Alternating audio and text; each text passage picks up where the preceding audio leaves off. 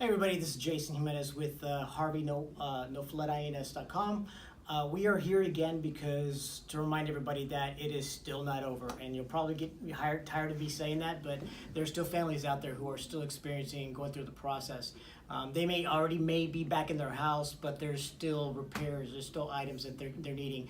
And today I have here Josefina and Torres and Mr. Torres here, who are one of our candidates who have qualified based on having been victims of Hurricane Harvey.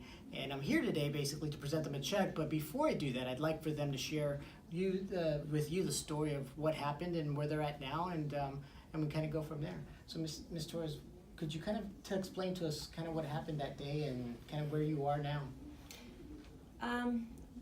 The water started coming in that night, and we had like 16 to 20 inches of water in our house. We ended up leaving because we didn't know how much more it was going to end up raising up. But when we started leaving and we actually walked out to the house, the water was literally to about our shoulders. Wow. When we left the house.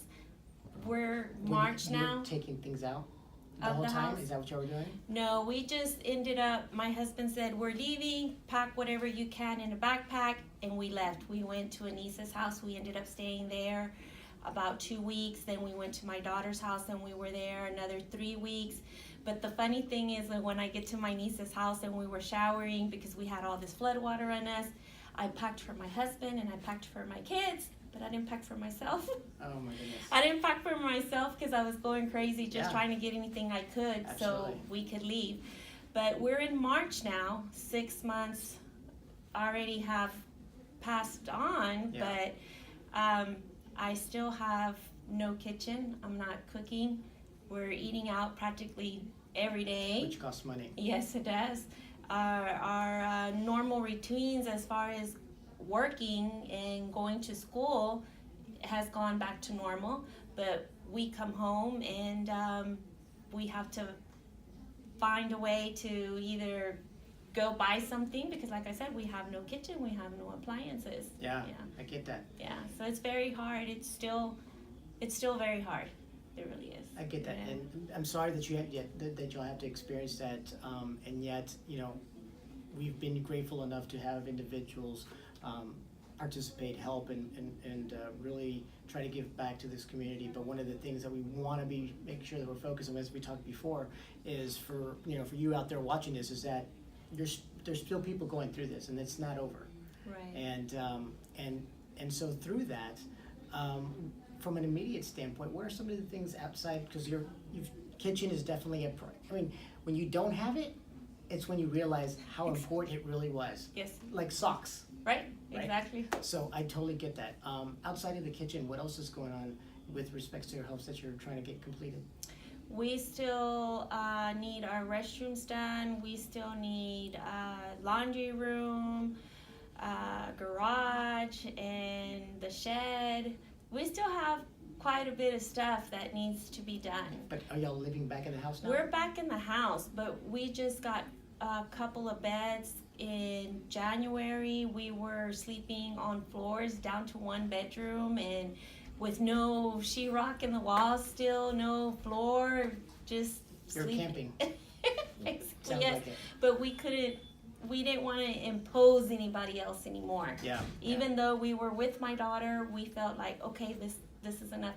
And my husband was actually the one who said, we're going home already. Doesn't matter how it looks, we're going home. Yeah, I get that. Because it is your home. Uh-huh. I mean, it's your castle. It's everything that y'all work very hard for. Right, Yeah. and we were actually confined to the smallest bedroom in my house, and we thought it was funny because my husband, reminds us how he grew up being young, and in Mexico we know that sometimes in our countries we're very poor.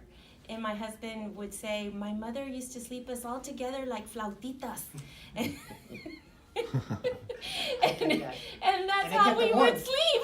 Yeah. Yeah, we would sleep. We would sleep just like that. My husband, myself, then my son Pedro, and then my son Noel. And Noel would always complain. He said, I'm so tired of this. I want us to be back to normal because we all snore. Dad starts first, then you answer, then Pedro. And he says, I can't sleep. How old is he? 20. That's awesome. So, Yeah. yeah. You know, it goes to show that even in a dark moment, you can find light. Yes, And exactly. those are moments that you're probably going to remember, and your kids are going to remember forever. That's right. Because it built us probably a stronger bond. Right. Yes. And we at least can turn things that are negative into maybe those positives. Right.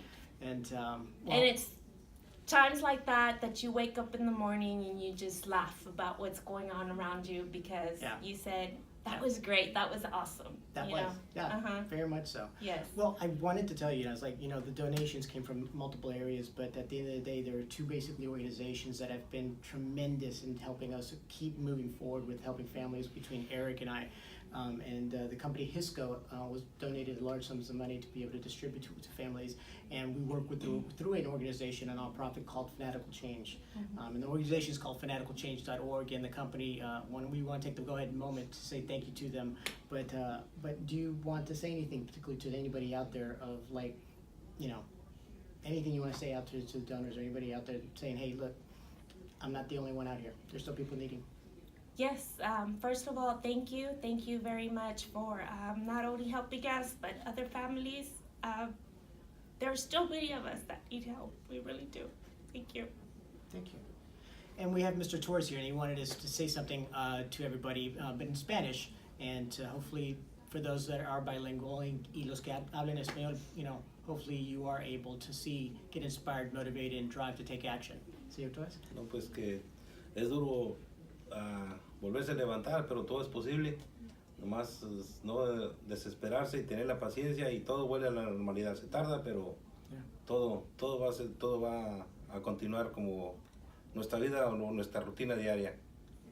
Perfecto. Gracias. Y gracias por estar aquí hoy. No, gracias a ustedes. Muchas gracias. Se les agradecemos mucho. De nada. De todo el corazón aquí estamos. Y para que sepan, también si sigues dentro de los meses y cualquier momento necesitan algo o algo llega que dice, miren, yo necesito ayuda con eso o necesito una conexión o algo, cualquier cosa, llámanos. Porque si nosotros tenemos un network muy grande y si te podemos ayudar, te seguimos ayudando, ¿ok? Gracias. Muchas gracias. Thanks, everybody. We'll talk soon.